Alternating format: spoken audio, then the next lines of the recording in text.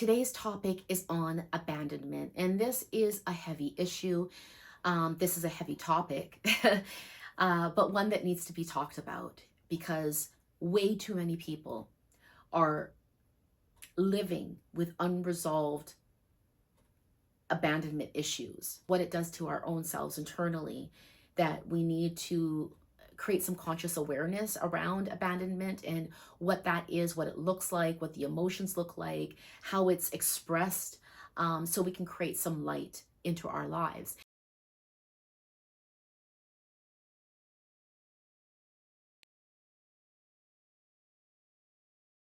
And we don't need to only be physically abandoned by someone to experience abandonment. You could very well have people present in your life who are physically present, but yet abandon you emotionally, mentally, and spiritually.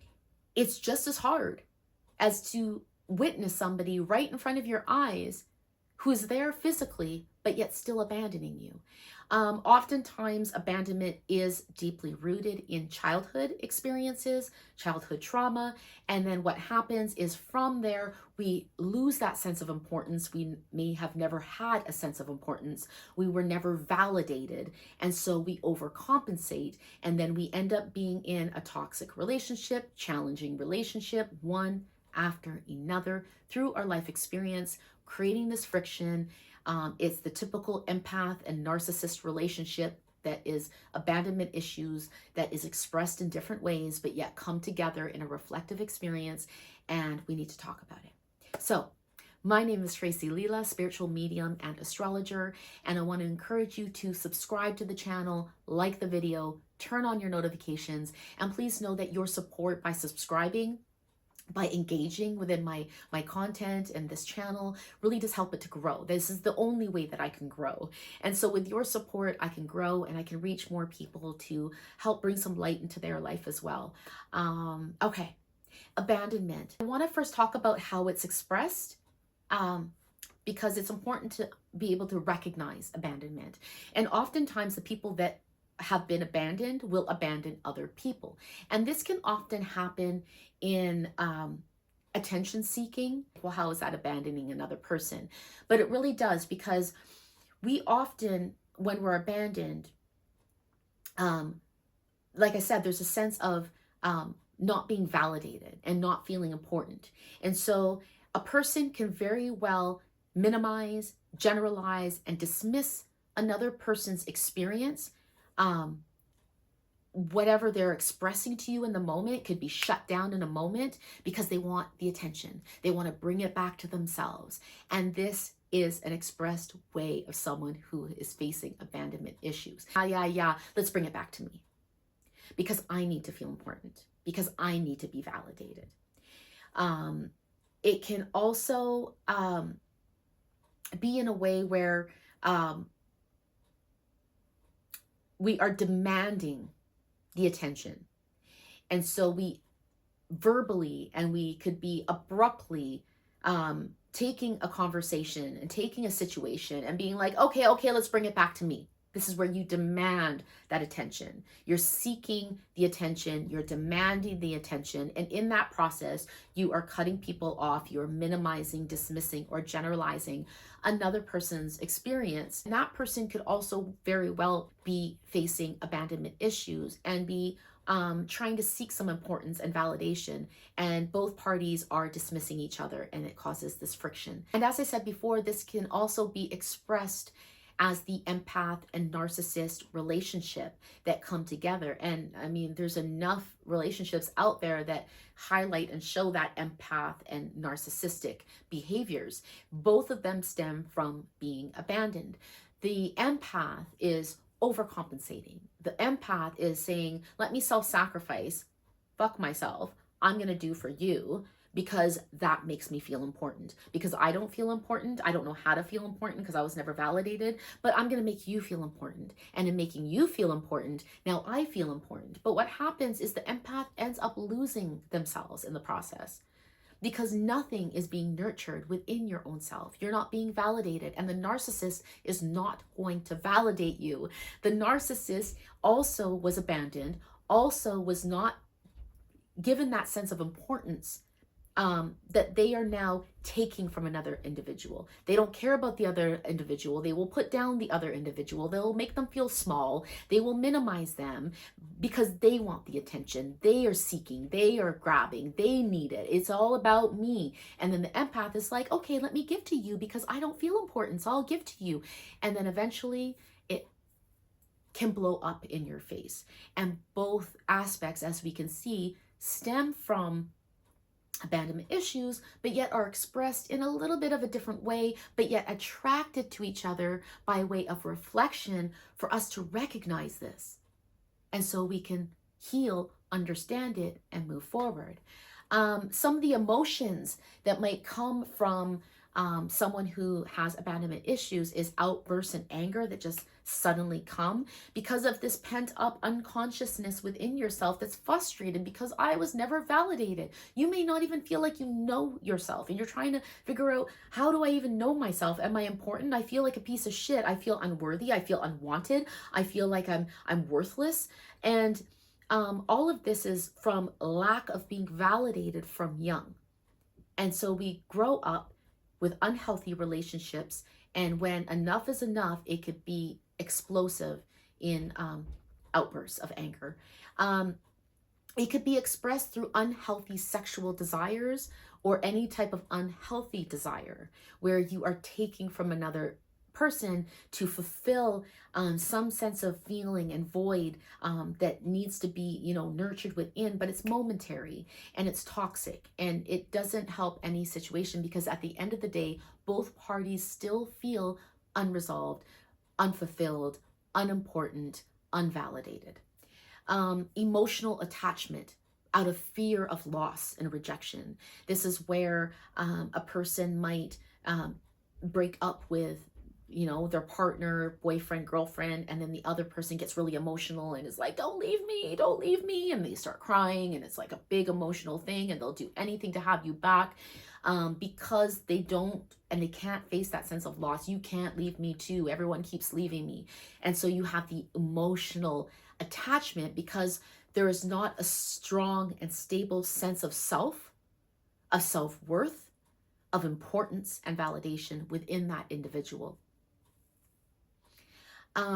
We could overcompensate in self-sacrifice due to guilt. You feel bad, you feel guilty, you feel like you're going to be shamed, you're going to feel like you're less than. And so let me overcompensate, let me give, let me do, even sometimes where it's not even asked for or wanted, but you just overdo, over-sacrifice. And that again is also some behaviors that are caused from abandonment. Isolation and rejection. Sometimes we are not trying to overcompensate. Sometimes we just want nothing to do with people.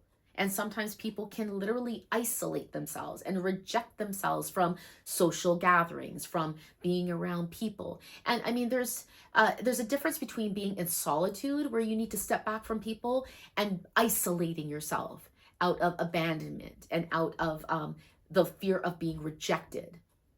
That can have you fall into depression, feelings of shame, that real melancholy kind of null and void space of apathy that is very dangerous and very hard to get yourself back out of. It's a void. It's a emptiness. A lot of embarrassment and shame can be experienced and felt within that space. Embarrassment because you don't even know your own self. Some people, just, especially 12th house people, if you have the luminaries in the 12th house, it represents your mother and your father. So this is childhood where you have been abandoned in some way or form from both parents. And so there's a shame, there is an embarrassment because you weren't validated. You weren't validated enough to even understand your own self. So certain behaviors and certain actions and certain responses from other people can make you feel that sense of embarrassment that is a trap to fall back into the level of human consciousness at its lowest form, which is shame. So as I said, the 12th house is, if you have natal placements there, especially personal planets, the luminaries, your chart ruler in the 12th house, most likely you have experienced some form of abandonment. The 12th house is the house of loss. things are taken away from us. And again, as I mentioned, the sun and the moon do represent the mother and the father, and there is some childhood trauma and detachment and abandonment that can stem from the 12th house in your experience. The 12th house is not the only house, though, where you can be experiencing abandonment in your life. We also can look to the 2nd house and the 8th house access. The 2nd house, yes, is about finances and how you make your money, but it's about value more so. It's about your self-value and how you value yourself, and how is that nurtured. And then the 8th house is other people and how that is expressed in that sense of self-value through other people. And so the abandonment, 8th house is very hard too. The 8th house and the 2nd house, this is this polarity point where it's value based to my value and other people, my value and other people. And so you can clearly see how you could be facing abandonment issues with planets natally within the 2nd and 8th house access as well. The last house I'm going to talk about with abandonment issues is the 4th house. And the 4th house is the house of family, of home and foundation. My printer will sometimes just make these noises randomly. Maybe it's validation from spirit. But the 4th house is the house of family and foundation. And this is often where we can look to for childhood trauma, childhood healing. And it is also in representation and access with the 10th house, connected to the mother and the father. And so we have also the fourth house that we can look to for abandonment issues. If you really want to dive a little bit deeper into your chart to take a look at that with some guidance, you can always book a reading with me at soul2soul.ca. Okay. 3 steps to bring some light into your life in regards to any abandonment issues that you might have. Number 1 is to nurture your own abandonment. And this is huge. The problem with abandonment issues is we are seeking attention. We're seeking stability, validation, importance, but we are often seeking it from outside sources, from other people. And this is where we fall short. This is where we go wrong. Unfortunately, if you weren't validated from young, from childhood, and you've got these abandonment issues, now as a grown person, you're going to have to nurture your own self in regards to those abandonment issues. And this is another main reason why I wanted to come here and talk about that, or talk about abandonment, because it's hard. It's really fucking hard to face and have to heal your own self alone. And my channel in regards to healing with astrology and just healing in general is to help people to understand that you're not alone, that there is guidance, and there's guidance from people who actually have lived through it and have created light in their life that they can now help you. And so number 1 is nurturing your own abandonment, filling up that own void, creating that own sense of importance within your own self, to validate your own self. What is it that brings you a smile on your face? What is it that makes you feel a little good inside? What is it that you love to do? Screw everybody else. Don't expect from anybody else. Drop the expectations right now and focus on you and your own healing, your own importance, and what that looks like for you. I encourage you to look at your chart, get to know your chart. That also gives us a sense of importance, especially if you have 12th house placements with personal and luminaries, because it can come to a point where you don't even know your own self if you got the luminaries in the 12th house. There can be like, I don't even know me, because it's a house of hidden things. So every planet that is within the 12th house, it's almost like you kind of don't even really know that aspect of yourself very well, and you kind of have to learn to get to know yourself a little bit better. And the more that we learn to get to know ourselves a little bit better, which we can easily do through the natal chart by exploring it, we then can validate ourselves a little bit more. And then that will help to create that sense of importance within our own lives. It hurts. It sucks going through this process, but it's also the greatest blessing when you're willing to be in it and work through it, because what you receive from it on the other side is incredibly light and fulfilling, and it feeds that sense and that void of abandonment and creates that sense of importance and validates something for you. It's not going to happen overnight, but just little bits at a time, one thing at a time. What's one thing that can make you feel a little bit important that you can do for you to nurture you, not outside to nurture you, for you to do for you. And know that by taking the time for you to do this, this is not selfish, this is selfless. Because in your intention to validate your own self and feel that sense of importance within your own self, you're healing your own self. You're creating that conscious sense of healing, of awakening, of being better and doing better. And in that, you're serving humanity. You're helping everybody around you by default. So know that it's not a selfish act. It is a selfless act by nurturing your own sense of importance. Number 2 is, what is your automatic reaction to abandonment? We have to get to know our own selves. We got to know our own abandonment. You got to know where it stems from. What are the people that were involved that contributed to your sense of abandonment? Were they abandoned? Most likely, because that's why they're abandoning you. If someone wasn't abandoned in their life, they're not going to abandon you.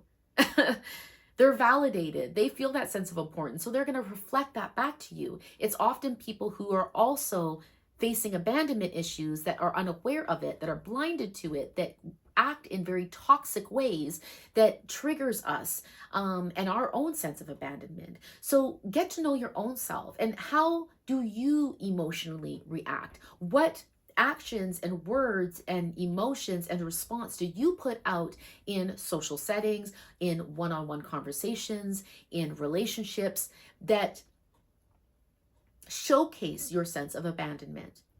Are you dismissing with other people? Are you generally seeking attention? Are you wanting to bring some attention and bring it back to your own self, demanding it be about you? Do you have outbursts of anger that stem from that sense of not being validated and being frustrated over it? It is a slap to the ego. It does hurt a little bit.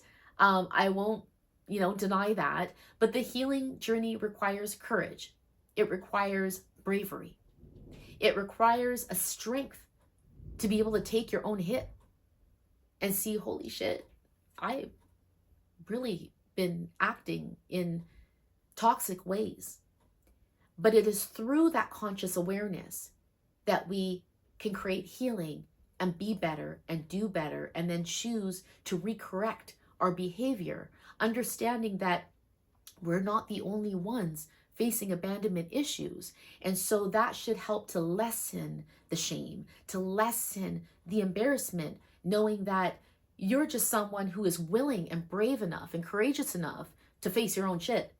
Where there are many people out there having toxic, empath, narcissist, very challenging relationships that are completely unaware.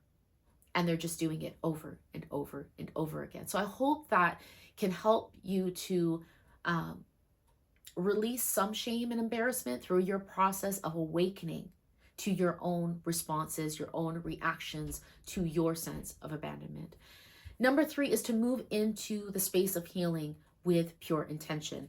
And this is something that I will continue to stress and always stress in regards to healing, because healing requires us to move into the darkness. We cannot have light without dark. I am a realist. I'm not an optimist or a pessimist. I bring the two together, and realism is where it's at. We need to be in that uncomfortable state where we awaken to our own bullshit that hurts so much. We need to be in that space. And it's going to be painful for a while. It's going to hurt for a while. But in that space, if you move into it intentionally, intending to observe, to take a step back and really, really, really look at self and what you're doing and how you're reacting and the words that are in your mind that are expressed through the emotional reactions into the world and into your relationships, When you make awareness of that, then you've got some knowledge and information that you can use in order to recorrect it. But oftentimes people have blinders on, and as you begin to heal and intentionally move into that space to create that understanding, to create that knowledge, to use it so you can reprogram it, recondition it to move into a more healthier form of thought, emotion, and reaction, then you're going to start to see it more so in other people. And you're going to realize how many people actually have blinders on, that aren't realizing their own shit, that are so uncomfortable with their own emotions that they're suppressing, that they mask it with coping mechanisms that are hurtful to other people, causing friction in relationships. So always, always, always move into a space of healing where you go into that space of solitude to really get to know yourself, where you get slapped in the face with all your bullshit that you're starting to realize that you do, that you're like, oh my God, I'm the problem. It's okay. You're also the solution. We all have the problem. It's just many people don't want to see it. But you are going to move into it with intention and with grace and with kindness in your heart, for you to observe, for you to understand, so you can consciously make healthier choices to be better and do better in your own life experience that not only helps you, but helps every single person around you, just by you focusing on your own healing.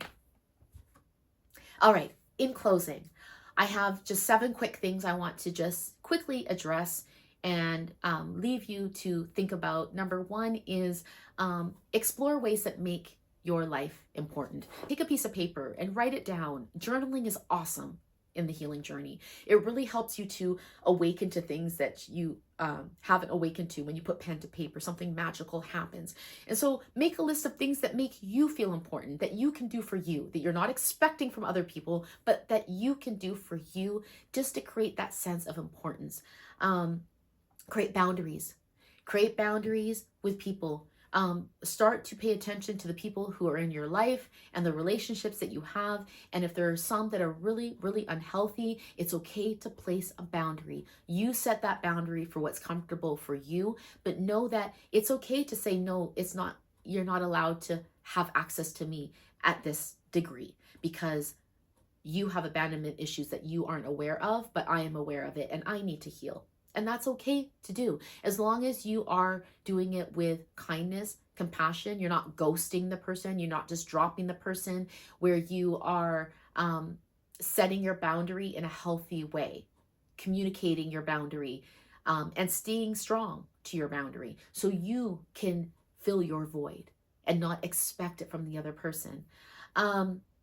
Make peace with those who have passed that have contributed to your sense of abandonment. This is huge. As a medium, I witness all the time the intelligence of spirit, the intelligence of our loved ones who have passed over and now see things from a completely different perspective. Oftentimes, for healing, we're seeking accountability from the next person. And when the other person isn't accountable for their actions, of how they made us feel, it hurts. And it's hard to move past that.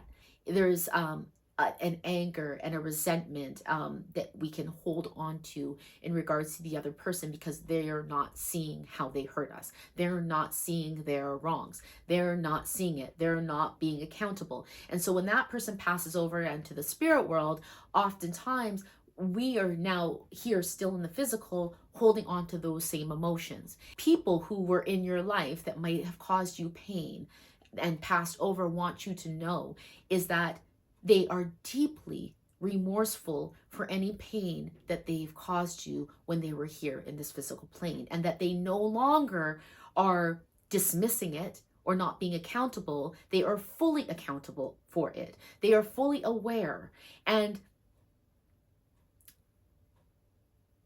they want an opportunity to be able to say, I'm sorry, and I recognize it, and I know it was wrong, and I want you to let go of your pain that I caused you, and I fully am going to take accountability for it. And this is literally what I experience all the time from the spirit world, with my sitters, with my clients in a reading. And so it's important to understand that those who have passed over do recognize, they do take accountability, begin to make peace within your own heart, filling that own void for any pain that someone else might have caused you that has passed over, that you might feel like you don't have that opportunity to correct it. Number 4 is this work is continual. Healing is continual. It's not one realization, one awakening, and it's like, oh my God, I'm healed, I'm all good now. No, because life will slap you in the face again with another challenging moment to let you know that it's not done. Healing is a continual and never-ending process. It just gets better as you're willing to actually be in your own experience and work through it. The light will become brighter and brighter and brighter, but there's no ending. A healing doesn't happen even in one lifetime. Our soul takes many lifetimes to evolve. And so in saying this, don't rush the process. Slow down, take your time, know that it's going to be continual, know that it's over multiple lifetimes, and that it's okay to just go moment to moment. You don't want a spiritual bypass where you are making a realization and you're having some conscious awareness, but then you're taking 10 steps back because you think that I'm healed. No, it does not work like that. It's just give thanks and gratitude for the realizations that you have awakened to, but also humble yourself enough with some humility to understand that it's not over. And the last one is just to be kind to yourself. And if you feel like you need to scream, you need to cry, you need to just punch a pillow and just get all that shit out and scream profanities, do it. Do it. Be in it. Be in the ugliness. Be in the uncomfortable emotions, because it will not last forever. It will be momentary. It will fizzle. It will dissolve. But what you will gain through that experience is a new shift of perspective, a paradigm shift, even just one idea that you come into realization of that you didn't realize before. That is the whole purpose. That is the whole point. And so I will leave you with all that. Until next time.